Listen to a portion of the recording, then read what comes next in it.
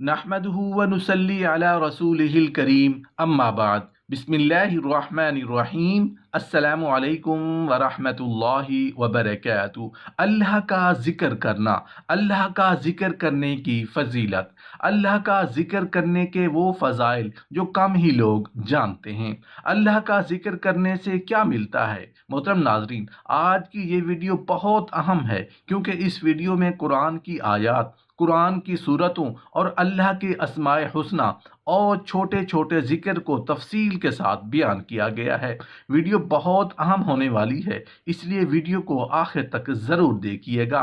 سب سے پہلے ہم بات کر لیتے ہیں آیت الکرسی پڑھنے کی فضیلت کیا ہے۔ حضرت سیدنا ابو امامہ رضی اللہ تعالیٰ عنہ بیان کرتے ہیں کہ نبی کریم صلی اللہ علیہ وآلہ وسلم نے ارشاد فرمایا، جو شخص ہر نماز کے بعد آیت الکرسی پڑھتا ہے اس کے جنت میں جانے میں صرف موت رکاوٹ ہے۔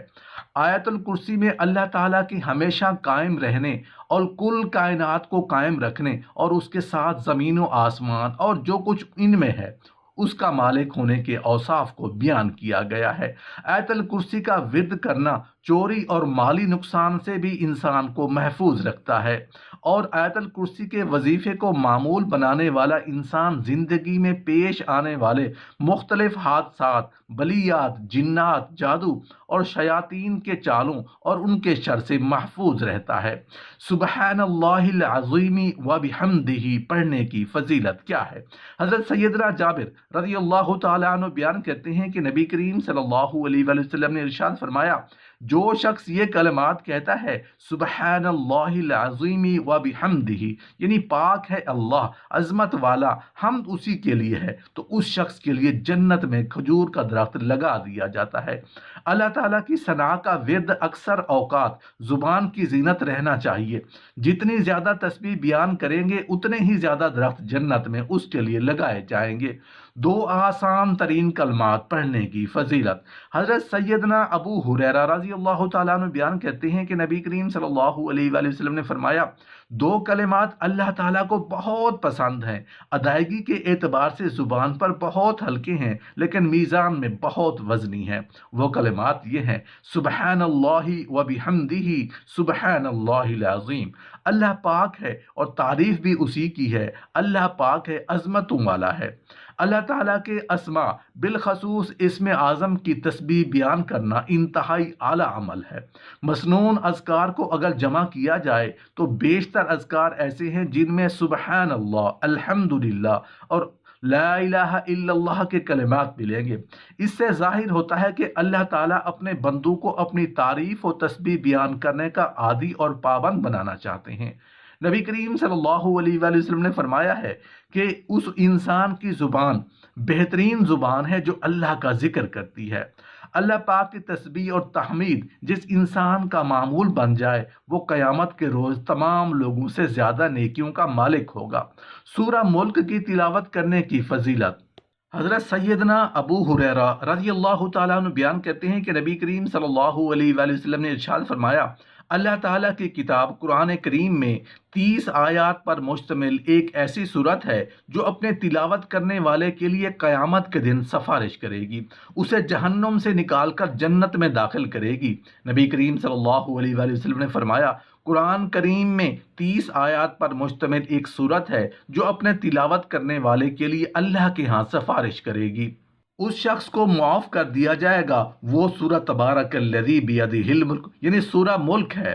قرآن مجید میں 3 صورتیں ایسی ہیں جو 30 آیات پر مشتمل ہیں، سورہ السجدہ، سورہ ملک اور سورہ الفجر۔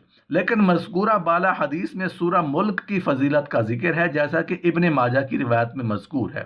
حضرت سیدنا عبداللہ بن مسعود رضی اللہ تعالیٰ عنہ بیان کرتے ہیں کہ جو شخص روزانہ رات کے وقت سورہ ملک پڑھتا ہے تو اللہ تعالیٰ اسے قبر کے عذاب سے محفوظ رکھے گا۔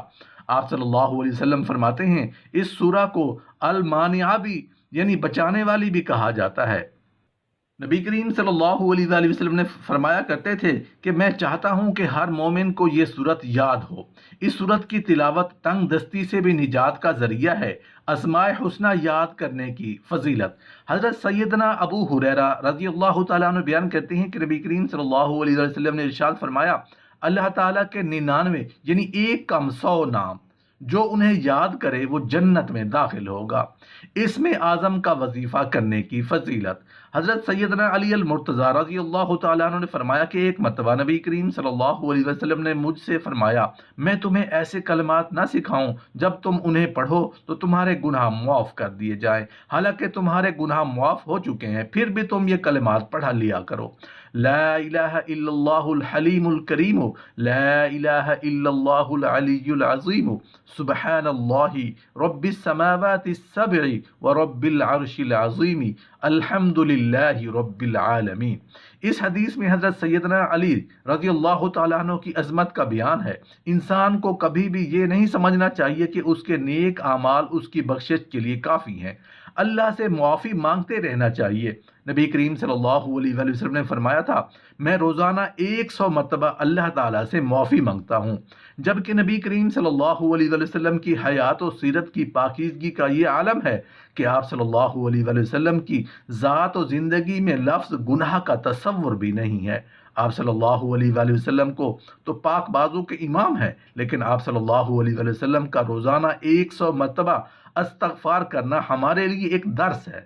سورہ اخلاص کی تلاوت کرنے کی فضیلت۔ حضرت سیدنا بن مالک رضی اللہ تعالیٰ عنہ بیان کرتے ہیں کہ ایک آدمی نبی کریم صلی اللہ علیہ وآلہ وسلم کی خدمت میں حاضر ہوا اور کہا کہ میں سورہ اخلاص سے بہت محبت کرتا ہوں۔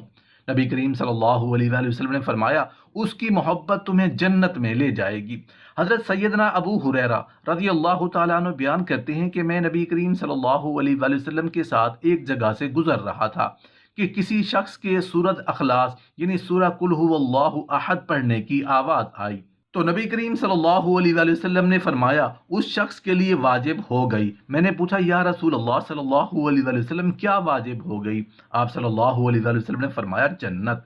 سورہ یاسین کی تلاوت کرنے کی فضیلت۔ حضرت سیدنا جندب رضی اللہ تعالیٰ عنہ بیان کرتے ہیں کہ نبی کریم صلی اللہ علیہ وآلہ وسلم نے فرمایا، جس نے رات کے وقت سورہ یاسین کی تلاوت محض اللہ تعالیٰ کو راضی کرنے کے لیے کی، اس کے گناہ معاف کر دیے جائیں گے۔ قریب المرگ اور فوت شدہ لوگوں پر پڑھنے کے اعتبار سے سورہ یاسین بہت مشہور سورت ہے، جبکہ سورہ یاسین کو ان اوقات میں پڑھنے سے متعلق کوئی صحیح حدیث بھی موجود نہیں ہے۔ سورہ یاسین کی فضیلت میں بیان کی جانے والی اکثر روایات ضعیف بلکہ موضوع ہیں۔ البتہ ایک روایت میں سیدنا عبداللہ بن عباس رضی اللہ تعالیٰ عنہ کا فرمان منقول ہے کہ جس شخص نے صبح کے وقت سورہ یاسین پڑھی، اس کا سارا دن آسانی سے گزر جائے گا، اور جس نے شام کے وقت سورہ یاسین کی تلاوت کی، صبح تک اس کا وقت آسانی سے گزر جائے گا۔ رسول اللہ صلی اللہ علیہ وآلہ وسلم پر درود بھیجنے کی فضیلت۔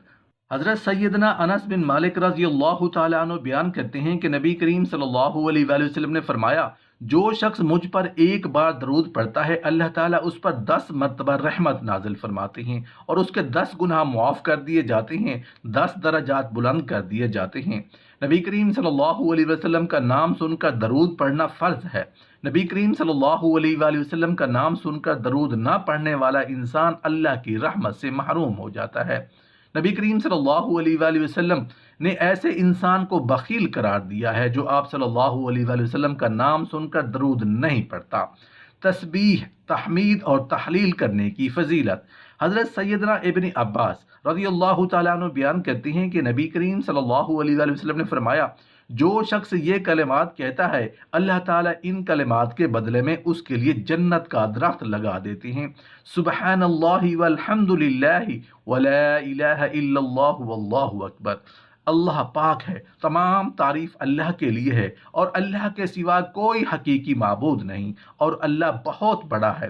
اس حدیث میں مذکور کلمات اللہ کی پاکی، تعریف، توحید اور تکبر کا بہترین مجموعہ ہے۔ یہ ایسا کلمہ ہے جسے تمام نیک اعمال سے وزنی اور بہترین ذکر ہونے کا شرف حاصل ہے۔